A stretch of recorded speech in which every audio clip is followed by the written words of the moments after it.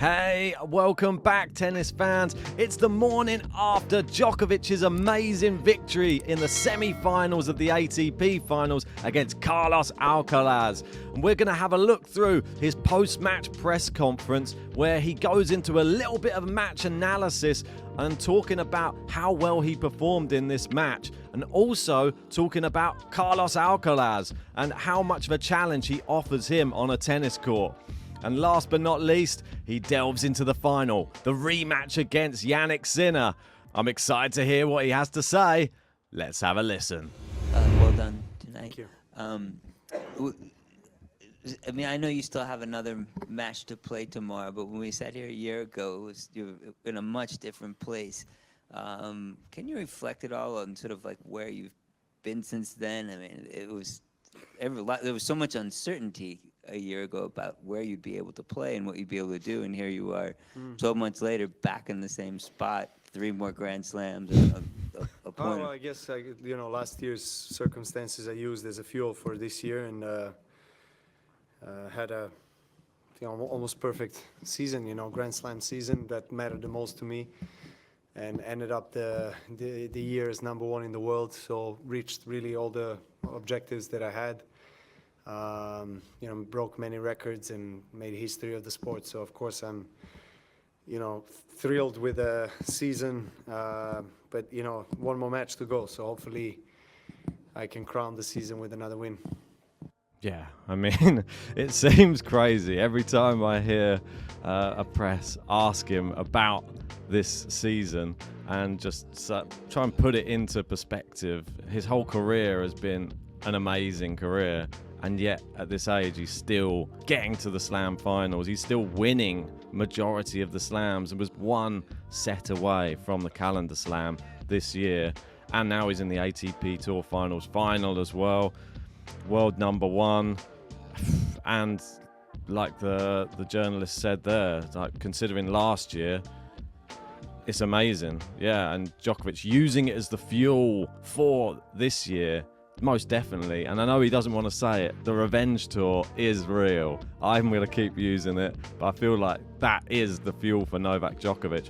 And that goes from not only just not being allowed into tournaments last year, that goes for, I think, his motivation for winning every single tennis match. If he has a negative head-to-head against you, if you've beaten him the last time you've played, that is his fuel, and you'll always see him perform better the next time you play. Simone Eterno, Eurosport. Was an amazing season. It's been an amazing season so far for you. Three Grand Slam, 1 final, 5th set against Carlos.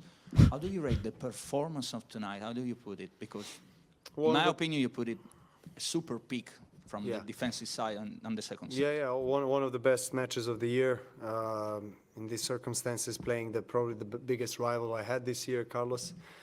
We had some epic matches. Actually, all 3 matches that we played this year were marathon matches that went the distance. So I think everyone expected, including probably both of us, that we're going to have a long night, a big fight, a long match. But, I just managed to, step it up. And when I broke his serve in 4-3 in the first set, played really flawless match until the end of the match, played great tennis, high level, put a lot of pressure on his service games, made him play. I served really well when I needed to, and just best match of the week, one of the best match of the year, and could not be coming in a better time for me, considering that I maybe wasn't playing my best tennis in the first 3 group stages, matches of the group stage, but tonight I played close to my very, very best. Wow. I mean, to hear Djokovic say he played close to his very, very best, and I think it was evident on the court, the mental fortitude that he has.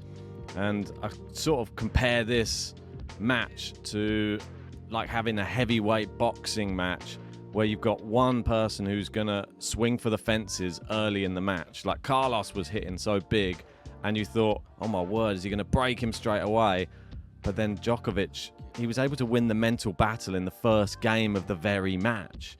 And then once he'd won that battle, I feel like if it was going to go long, if it was going to just be lasting until the end of time, Djokovic would have been there, because he already knows he's in a peak physical fitness, and his game style is in such a way, and his body is so supple that he's able to last the distance. And well, his defensive play was amazing, and not only that, he was able to just be manoeuvring Carlos around the court as well, hanging in the rallies when it was needed, serving well, and took his break and picked out the little holes in Carlos's game when Carlos's level dropped slightly. Novak was there to capitalize, and I agree, I thought it was an amazing performance, and I don't think Carlos played badly at all. I think it was just the Novak Djokovic show last night.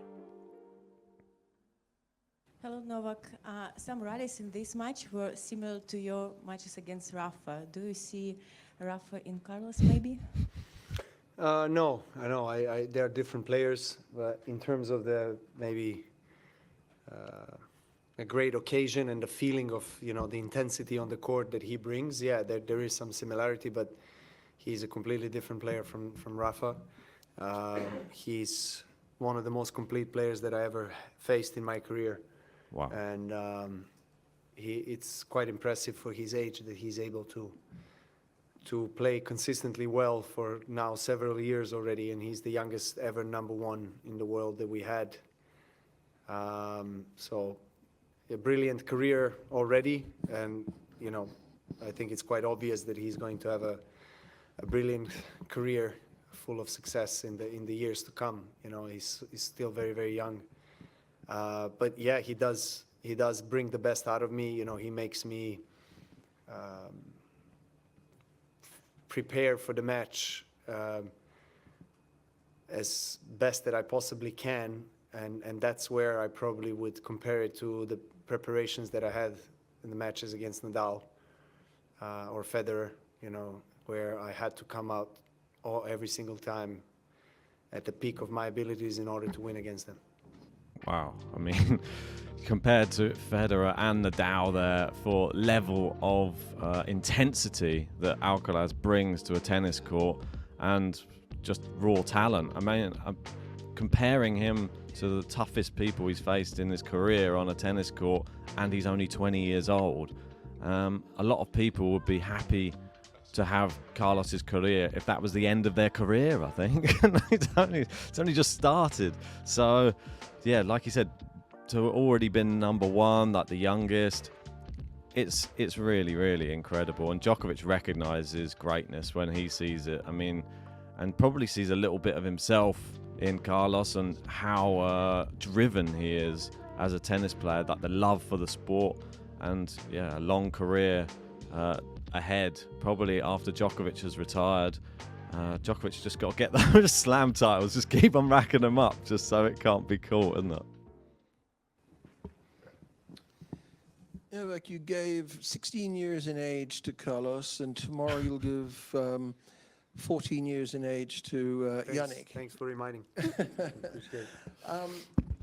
What do you expect, or what are your thoughts going into that final? And from what happened a couple of days ago, does that add to the incentive and motivation?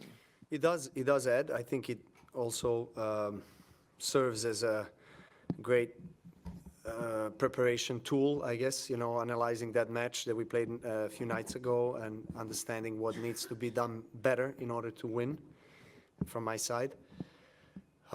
He has been the best player of the tournament so far, won 4 out of 4 matches and played some great tennis, obviously riding on the big wave of support of his Italian crowd here.